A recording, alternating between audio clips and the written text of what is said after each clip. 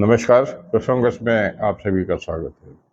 प्रसंगस में आज बात करेंगे व्हाट्सएप पर कब्जे की। जी हाँ, बिल्कुल आपने सही सुना, व्हाट्सएप पर कब्जा। और बात करेंगे नेताजी की।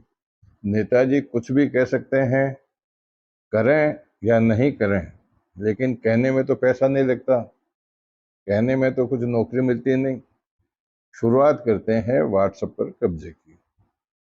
आज तक हमने सुना कि जमीन पे कब्जा कर लिया, मकान पे कब्जा कर लिया, या अमुक चीज पे कब्जा कर लिया, या ये भी कह सकते हैं कि इसको हाईजैक कर लिया। मैं कोई प्रोग्राम बना रहा हूँ, किसी ने उस प्रोग्राम को हाईजैक कर लिया। तो ऐसी एक आश्चर्यजनक, लेकिन मैं समझता हूँ कि सोशल मीडिया में एक पहली बार ऐसी खबर आई है जिसमें व्हाट्सएप ग्रुप को कुछ लोगों द्वारा हाईजैक कर लिया गया,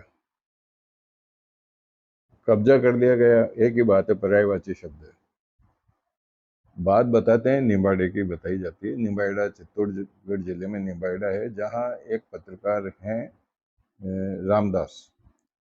उन्होंने 2020 में एक व्हाट्सएप ग्रुप बनाया था जिसमें सोशल मीडिया के माध्यम से खबरों को आम लोगों तक पहुंचाने के लिए, जैसा उन्होंने बताया। उसके बाद में उन्होंने कुछ पत्रकारों को भी इसमें जोड़ दिया। और मैं ये बात नहीं कह रहा हूँ, बात में मैं कह रहा हूँ कि ये मामला पुलिस थाने में पहुंच चुका।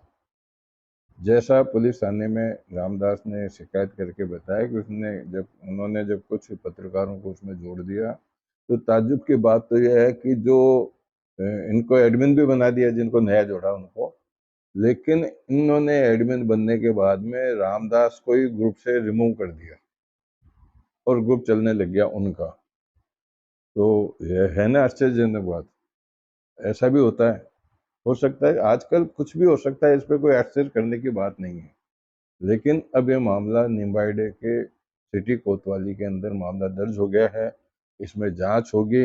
अब जांच के अंदर क्या इस तरह के मामले में, चूंकि पहली बार इस तरह का मामला आया है, अब ये क्या कुछ कार्रवाई होगी।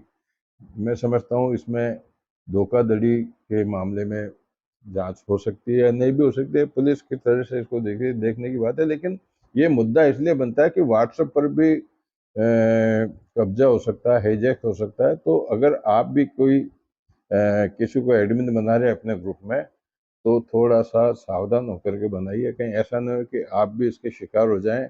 जिस को आपने जन्म दिया, वही आपको धक्का देके बाहर निकाल दे। बात करते हैं नेताओं की। चुनाव के वक्त पर हर पार्टी, हर बड़े नेता घोषणा करके मतदाताओं को अपनी तरफ प्रभावित करने की कोशिश करते हैं।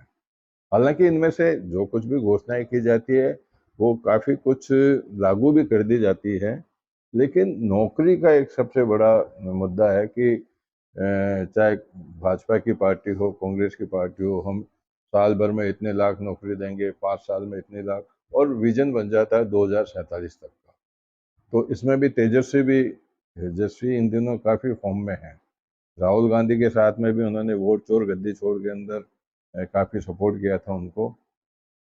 और अब वो मुख्यमंत्री की दावेदारी, क्योंकि उस परिवार से हैं जिनके पिता भी मुख्यमंत्री रहे, जिनकी माता भी मुख्यमंत्री रही, खुद डिप्टी चीफ मिनिस्टर भी रहे, तब क्यों नहीं वो मुख्यमंत्री बनना चाहेंगे।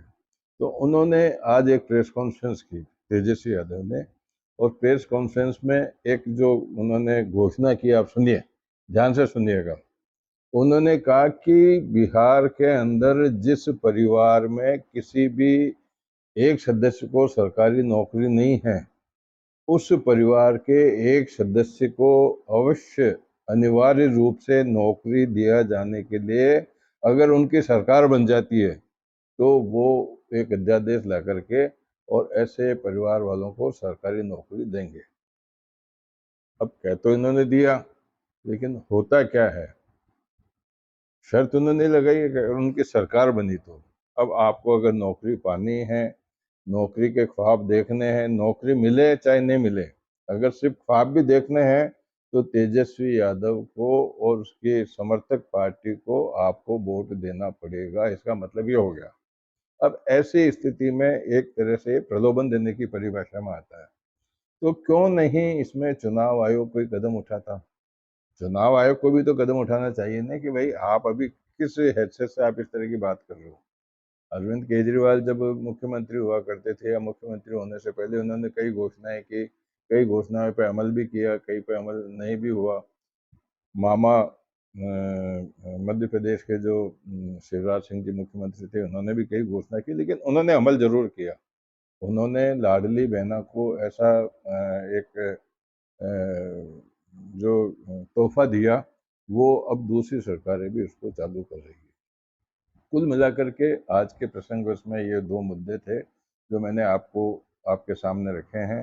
अब आप खुद सोचिए कि यह कितने उचित हैं, क्या ऐसा भी हो सकता है या ऐसा होना भी चाहिए। आज के प्रसंग को यहीं विराम देते हैं। कल फिर किसी नए प्रसंग के साथ मैं आपके सामने उपस्थित होऊंगा। तब तक के लिए नमस्कार।